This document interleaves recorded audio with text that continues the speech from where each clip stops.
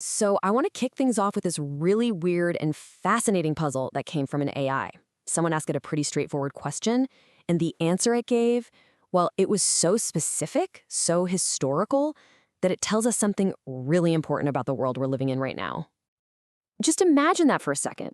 You ask an AI, hey, what time in history feels like right now? You're probably expecting, I don't know, the Cold War, maybe the start of the Industrial Revolution, right? Something familiar. But instead, it spits out this 1453. It's so oddly specific, it just makes you stop and think. So, why that year? What's the big deal with 1453? Well, that was the year Constantinople fell, which was basically the end of the Byzantine Empire. On the surface, that sounds pretty ominous, like it's predicting some kind of collapse. But what the AI was actually getting at is way more subtle and a lot more relevant to our everyday lives. See, the AI wasn't predicting the end of the world. It was pointing to a massive reorganization. When Constantinople fell, the world didn't just stop. Power simply shifted, new trade routes opened up, new centers of influence emerged. The whole game changed. And the AI's warning is that that exact same pattern is happening again, right now, just with a completely different kind of weapon. So let's unpack this warning from 1453, because it really shines a light on the invisible forces that are shaping our world today. To put this in perspective, when the same AI was asked to compare our time to the Cold War, it found a 70% similarity. Which makes sense, right? A kind of secret arms race between global powers. But here's the crucial difference it pointed out: the weapon. This isn't about who has more nukes anymore. It's about something way, way more personal. And that brings us right to the heart of it, how this different weapon is being used to rig the game of life, operating as a system of invisible control that's hiding in plain sight. The name for this new weapon is decision advantage, and it's not about reacting to what your opponent does with force. It's about getting there first. It's the power to curate someone's reality, to shape their options, so that they willingly choose the path that benefits you, all while thinking it was their idea. This quote just nails the difference perfectly. Traditional power reacts, right? You build a tank, so I build a better tank. But decision advantage is proactive. It controls the whole environment. It's like owning the restaurant and deciding what's on the menu long before the customer even shows up. They feel like they have a choice, but the options were already curated for them. So how can you spot this in your own life? Well, the signs are literally everywhere. It's the For You page that knows exactly what you want to see. It's the GPS that sends you on the same route as everyone else.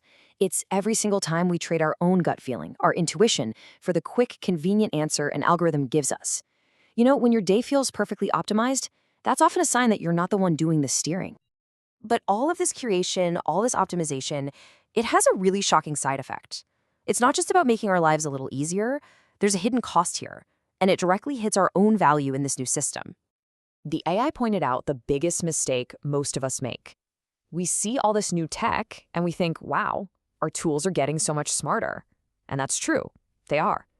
But it's not the most important part of the story, not even close. And here it is. This is the punchline.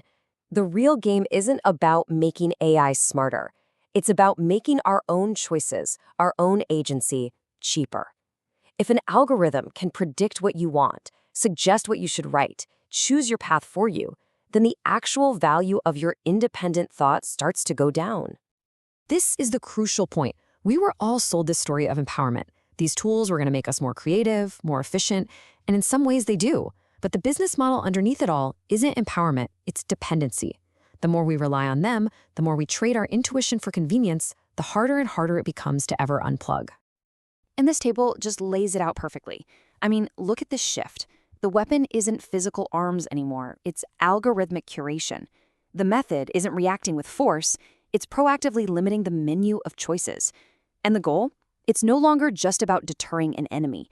It's about creating systemic dependency.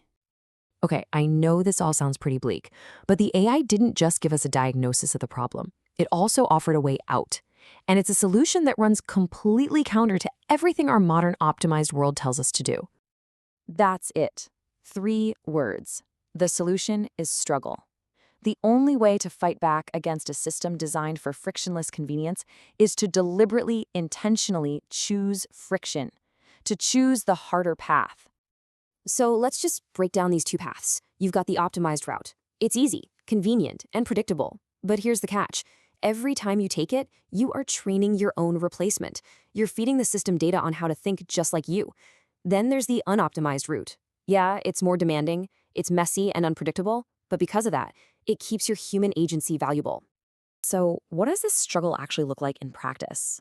It's stuff that's simple but not necessarily easy. Write the first draft of that email yourself, then you can ask an AI to clean it up. Don't let it create from a blank page.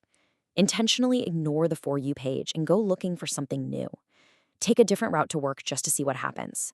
Start valuing your own gut feeling over the easy, optimized answer.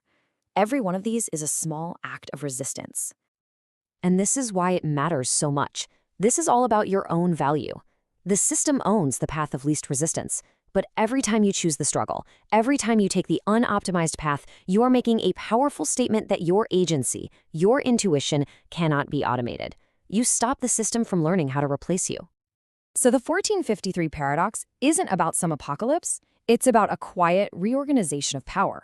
And in this new world, our value really depends on our willingness to embrace that struggle. Which really leaves just one question for all of us. What's the first hard thing you'll do?